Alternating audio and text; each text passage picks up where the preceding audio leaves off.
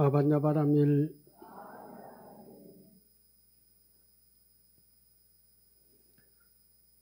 금일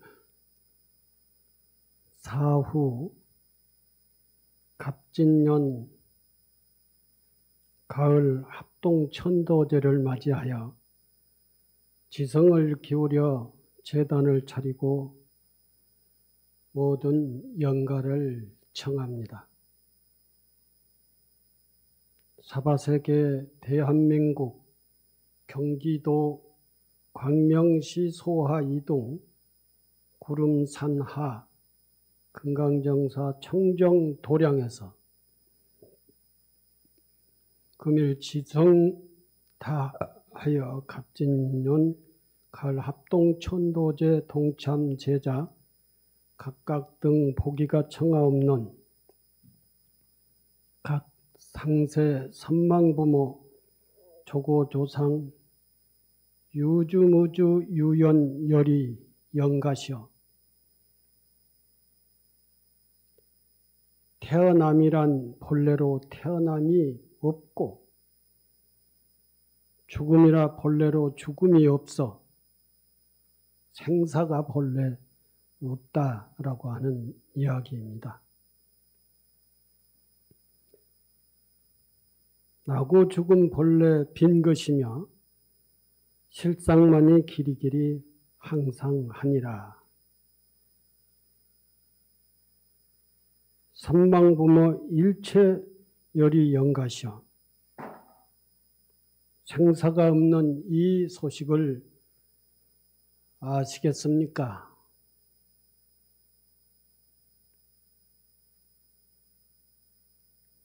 만약에 이 도리를 알아들으면 단번에 법신을 정득하여서 길이길이 굶주림을 벗어나고서 원만구족 자제해탈 얻을 것이나 만약에 그러하지 못하였다면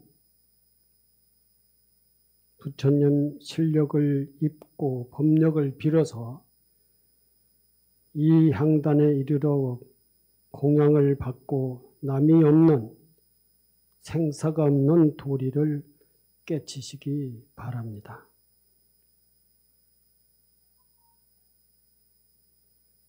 생사가 본래 없다 했습니다. 부처님의 자리에서 보면은 우리 눈으로 보면 생사가 있습니다.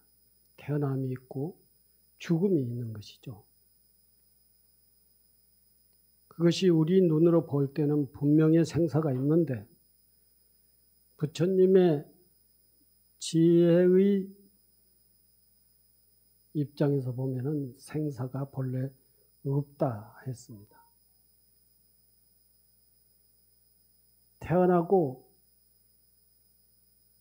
죽는 생사, 변하는 것, 생로병사, 이건 전부 다 인연법에 의해서 그렇게 생사가 있는 것입니다. 인연법에 의해서 봄이 오고 꽃이 피고 잎이 피어 여름이 무성한 녹음이 지고 가을이 오면은 낙엽이 되어 모두 낙엽이 떨어지고 겨울이 오면은 많은 나무들이 낙엽을 다 떨구고 나목으로 겨울을 납니다. 이것은 전부가 다 인연법에 의한 것이다.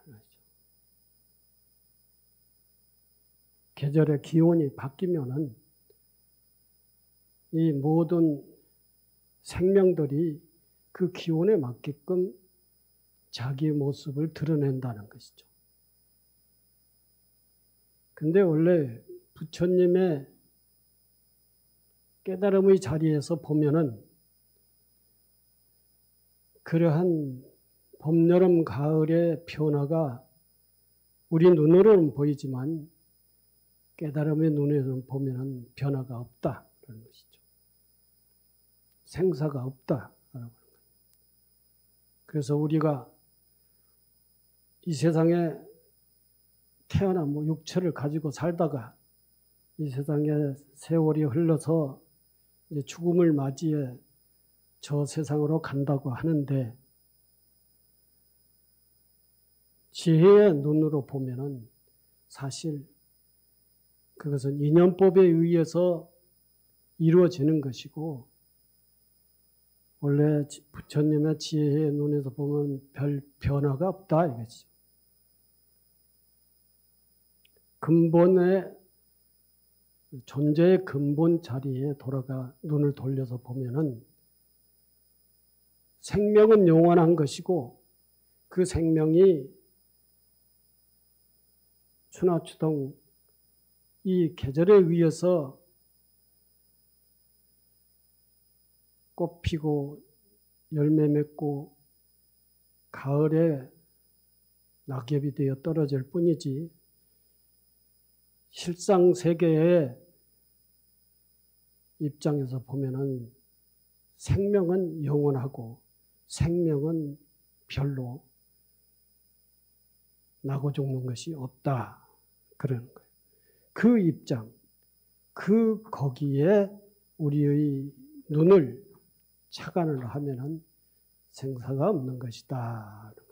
이게 금일영가가 착안해야, 거기에 눈을 떠야 영가가 이제 인연법에 의해서 돌아가는 생로병사 이 세계를 벗어나서 해탈을 할 수 있다라고 하는 것이 앞서 말씀드리는 그런 부처님의 법문의 얘기입니다.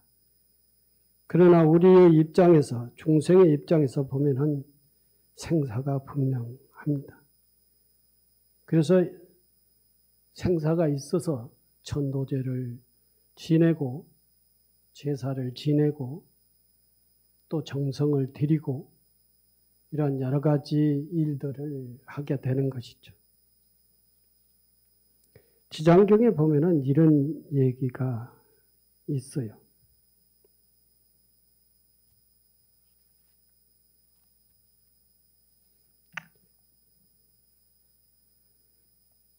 지장경 제4권 연부제 중생억간품에 보면은 영과 천도와 관련하여 다음과 같은 얘기가 있습니다. 거기에 보면은 광목이라고 하는 여인이 있는데, 광목의 어머니가 돌아가셨어요.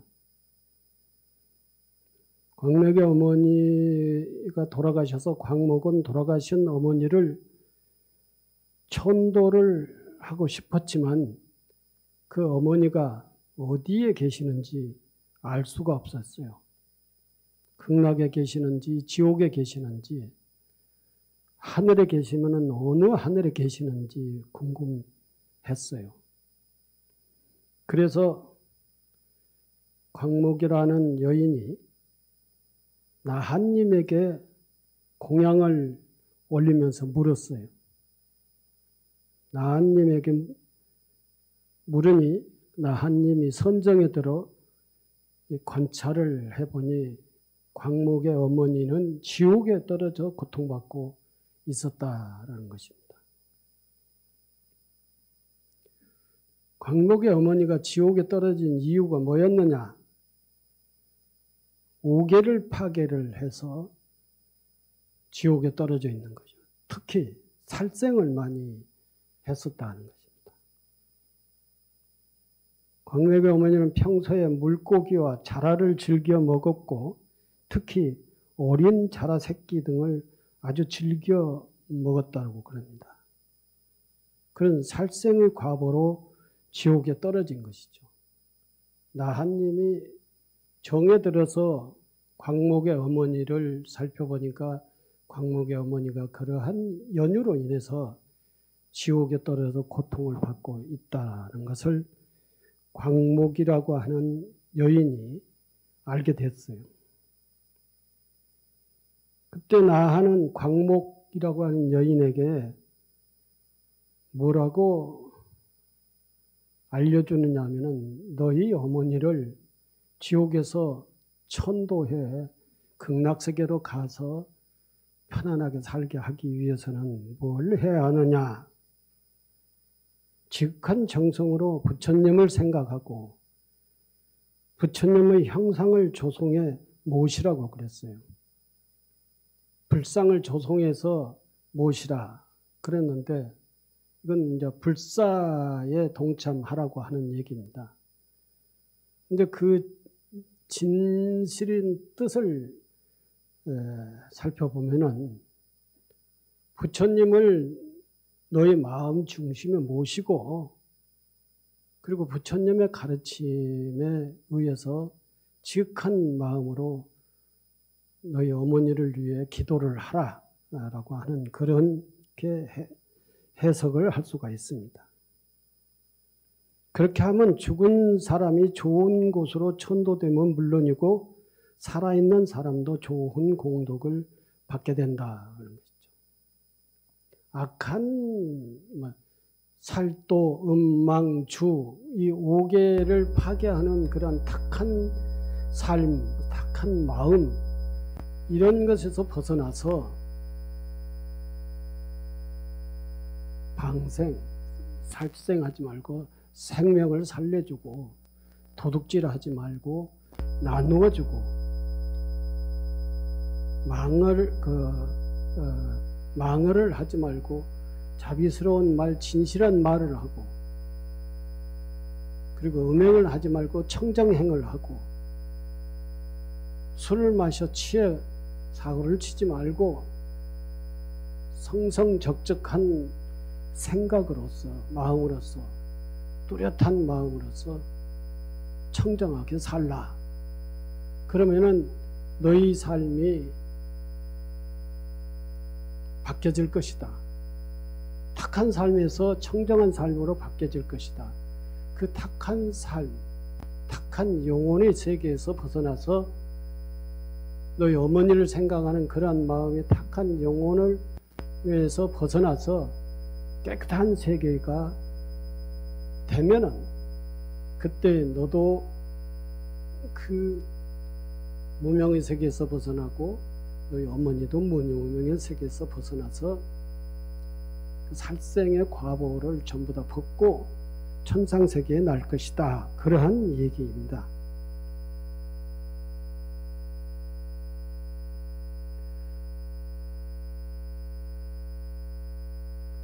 그렇게 하면은 너도 무명의 세계에서 벗어나지만 너가 어머니가 극락세계로 왕생하게 하는 그 발원이 이루어질 것이다. 그랬어요. 그리고 나와는 광목에 지극한 정성으로 부처님을 생각하고 부처님의 형상을 조성해 모시고 그렇게 하면 죽은 사람이 좋은 곳으로 전도되면 물론이고 살아있는 사람도 좋은 공덕을 받게 된다. 돌아가신 어머니뿐만 아니라 살아있는 너 자신도 너 주변에 있는 너의 모든 친족도 다 무명에서 벗어난다. 그렇게 얘기했어요. 그 일이 있고 나서 얼마 지나지 않아 광목이 거느리고 있던 한 여인이 광목이 옛날에는 그 노예제 제도에 살았기 때문에 사람들이 이렇게 남자든 여인이든 집에 이제 머슴을 데리고 살았지요. 근데 한 머슴의 아내가 아이를 낳는데 그 아이가 3일도 되지 않아 가지고 말을 하는 아이를 낳았어요.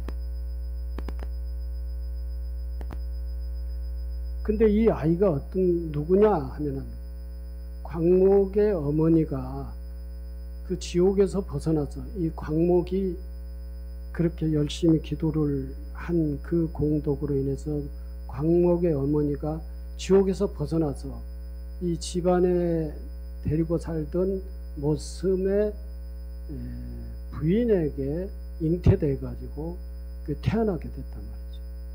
태어났는데 그 태어난 아이가 3일 만에 이야기를 하는 거죠.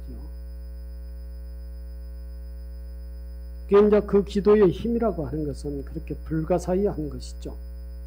우리는 애를 임신을 하게 되면은 10달이 있다가 애를 낳고 애를 낳으면은 몇 년을 거쳐서 애가 성장하고 그 다음에 걷고 말하고 이러한 과정이 있는데, 이제 이 기도의 힘으로서 이 어머니가 지옥에서 벗어나서 이제 인간으로 환생을 하는 것이죠. 그 인간으로 환생을 하는데 광목의 집에 사는 하인의 부인에게 잉태돼서 그 광목의 집에 태어나게 됐다는 거지. 그런데 그 광목의 집에서 태어난 아기가 이런 여러 가지 오랜 시간을 거쳐서 성장을 한 게 아니라 그 과정을 다 벗어나서 3일 만에 이야기를 할 수 있는 그런 과정을 거쳐서 이제 애가 태어났다는 것이죠. 그 애가 태어나서 얘기를 하는데 뭐라고 얘기를 하느냐 하면은, 내가 광목의 너의 어머니다 그러는 거예요. 깜짝 놀랐죠. 광목이 너의 어머니다 라고 하면서 생전에 산 목숨을 죽이고 불법을 헐뜯고 비방한 죄로 인해 지옥에 떨어져 말할 수 없는 고통을 받았다. 그런데 내 딸인 광목이 부처님 존상을 모시고 그 부처님 존상을 이제 조송해서 모시고 집에다 모시고 열심히 어머니를 위한 기도, 그 어머니를 위한 기도가 어머니만을 위한 기도가 아니었어요. 자기 자신이 그 기도를 통해서 모든 자기 업장을 다 벗어나고, 무명에서 다 벗어나고, 자기 스스로, 광목 스스로도 무명에서 벗어나고, 어머니의 그 업장도, 어머니가 무명의 세계, 고통의 세계에 계시는데 거기에서 벗어나게 했다는 것이죠. 기도의 힘이라고 하는 것은 이렇게 큰 위실력을 발휘하는 것입니다.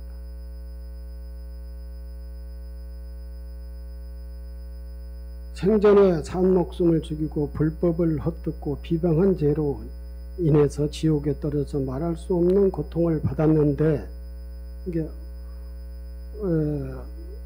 어린애가 말을 하는데 광목의 어머니가 되어서 이제 얘기를 하는 겁니다.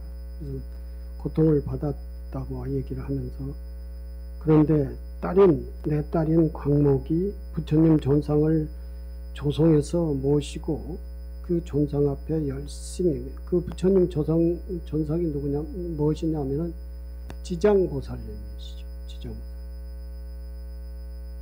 그 존상을 모시고 그 존상 앞에 열심히 기도하는 공덕의 힘으로 사람으로 다시 태어났다.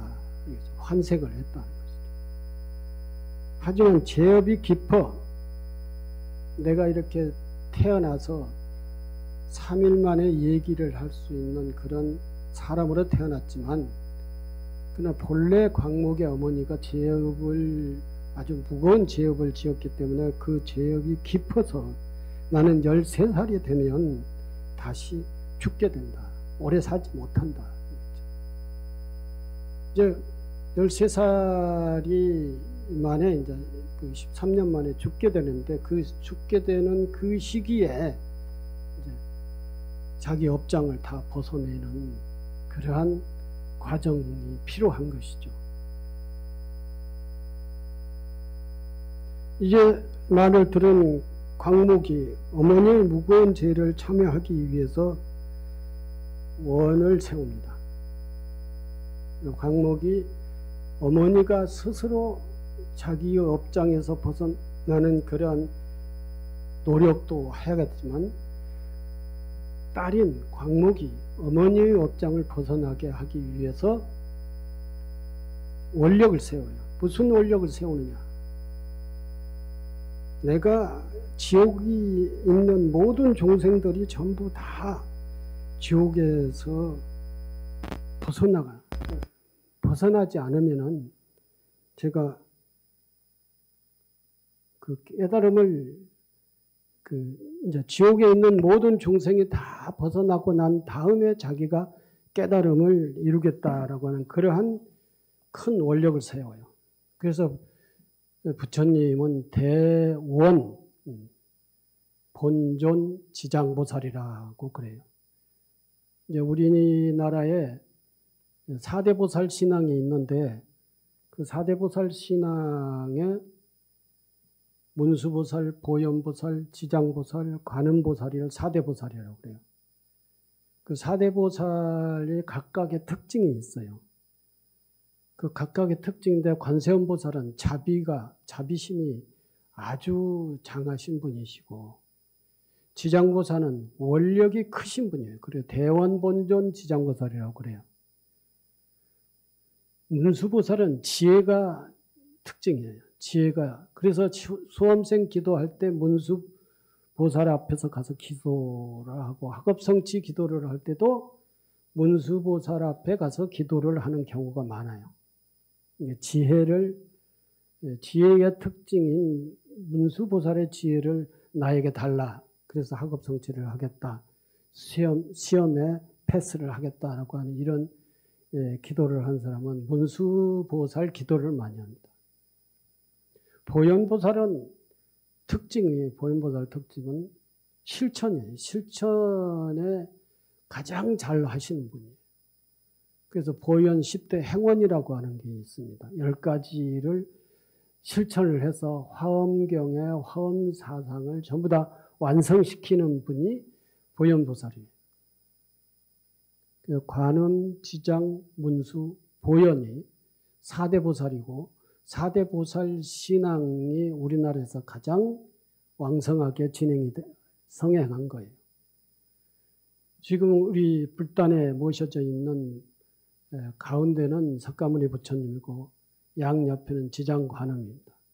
지장관음 신앙이 있고 또 다른 정각에는 문수보현을 모시는 경우가 많아요. 그래서 지장보살은 대원력을 가지고 계시는 분이에요. 그 대원력의 내용이 뭐냐면은 이 지옥에 있는 모든 종생을 자기의 그 원력으로 전부 다 천도를 해서 극락세계에 가고 그 지옥에 있는 사람이 한 사람도 없을 때 자기는 그때서 성불을 하겠다. 이렇게 원력을 세우신 분이에요. 모든 고통받는 사람들의 제일 뒤에 자기가 극락세계로 가겠다. 부처님의 세계, 깨달음의 세계로 가겠다라고 하는 그런 대원력을 세우신 분이 있어요.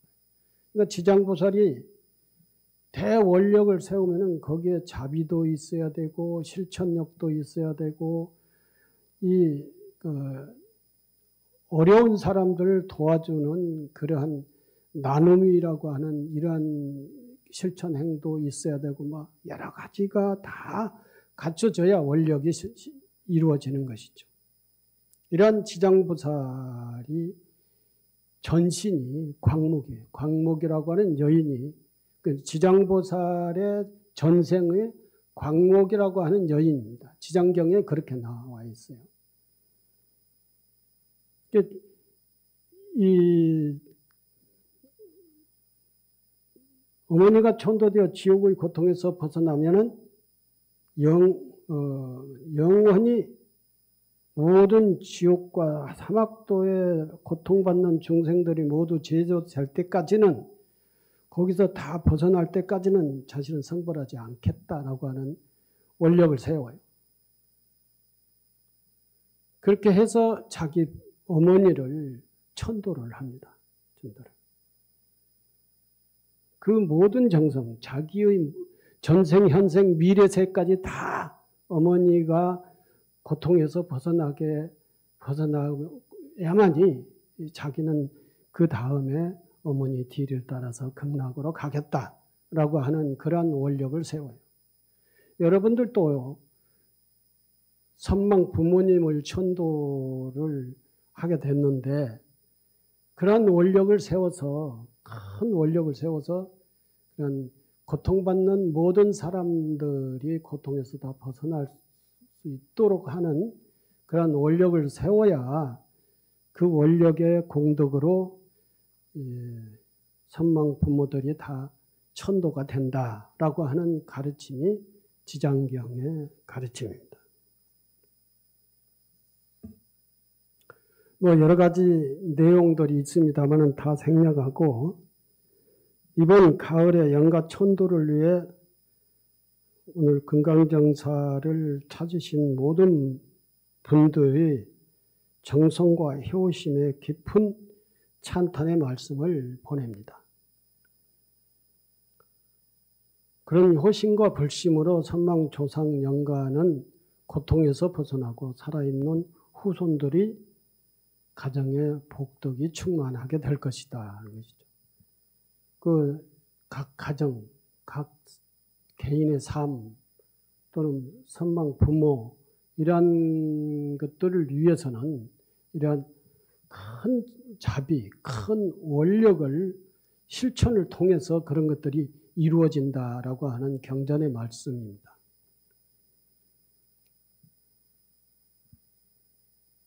지장 보살에게 기도를 열심히, 광목의 지장보살에게 기도를 열심히 해서 지장보살 상을 조성해 모시고 그 지장보살에게 열심히 해서 자기 스스로가 그 지장보살이 된 거예요. 그 공덕으로 선망조상 자기와 인연이 있는 모든 영가들이 이제 해탈을 하게 되는 것이죠. 고통에서 벗어나게 되는 것입니다. 이러한 원력을, 이러한 자비심, 이런 것을 가지어야만이 영가천도를 할 수 있다. 금일 금강정사 가을 합동천도제에 동참된 모든 영가시여, 앞서 지장경의 말씀을 드렸듯이 영가께서도 그와 같은 큰 원력을 가지고 무명의 세계에서 벗어나 지혜의 눈을 떠야만이 그 세계에서 벗어날 수가 있습니다. 오늘 의식 속에는 스님들이 독경을 하고 축원을 하는 그 정성들이 영가의 지혜의 눈을 뜨게 하는 그런 전부 다 의식이, 전도 의식입니다. 영가들은 그 법문을 잘 들으시고 그리고 해탈하시기 바랍니다. 해탈하고 극락 왕생하시려면 생전에 지은 애착을 마음에서 내려놓으십시오. 영가는 지금 가장 사랑했던 육신도 다 버렸습니다. 육신도 내려놓은 상황에서 생전의 사바세계 인연들을 마음에 부여잡고 있다면, 집착을 한다면 그것은 허망한 것이며 집착일 뿐입니다. 생전의 인연에 대한 애착과 집착은, 그런 마음은 영가가 스스로를 구속하는 그런 것이 되는 것입니다. 영가의 눈을 흐리게 하고 영가가 지혜의 눈을 뜨게 못하게 할 뿐입니다. 그런 집착은. 이제 생전에 있던 모든 인연을 다 내려오시고 오직 일념으로 아미타 부처님을 생각하시고 진리 광명의 세계에 눈을 뜨시기 바랍니다. 그리고 자신의 법신 생명에 착안하시기 바랍니다. 영가가 생사가 없는 그러한 진리의 생명, 그 진리의 생명에 눈을 뜨시기 바랍니다. 다시 한번 영가를 지혜의 눈을 뜨고 지혜 광명의 세계에 왕생하게 하기 위하여 부처님 법문의 일구로 영가를 안내하겠습니다. 생종하철에 사양하처가라. 생야일편 부운기 사야일편 부운멸이라 했습니다. 이 생종하철에 사양하처거, 이 세상에 올 때 온 곳이 어디며 이 세상에 죽음을 통해서 떠나간다고 하니 떠나갈 곳은 어디입니까? 태어난다라고 하는 것은 저 푸른 하늘에 없던 구름이 나타난 것과 같고,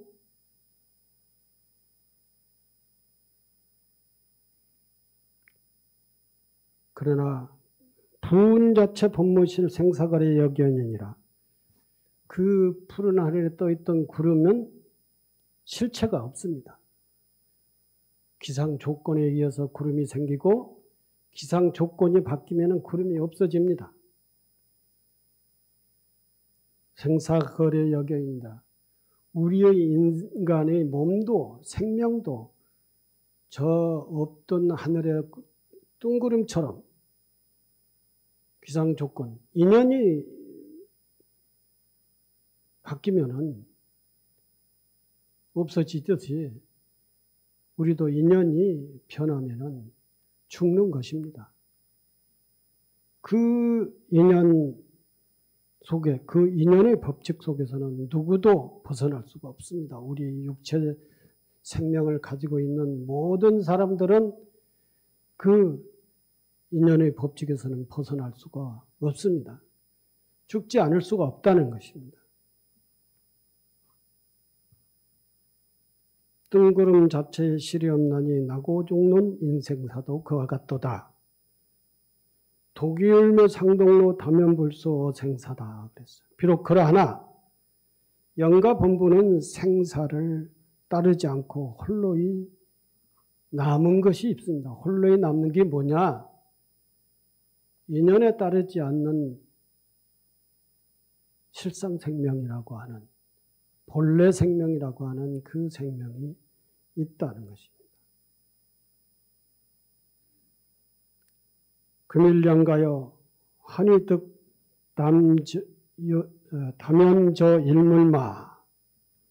생사에 걸림없는 일물이 바로 영가의 본분이라는 것이죠. 영가시여, 이 소식을 아시겠습니까? 네, 감사합니다.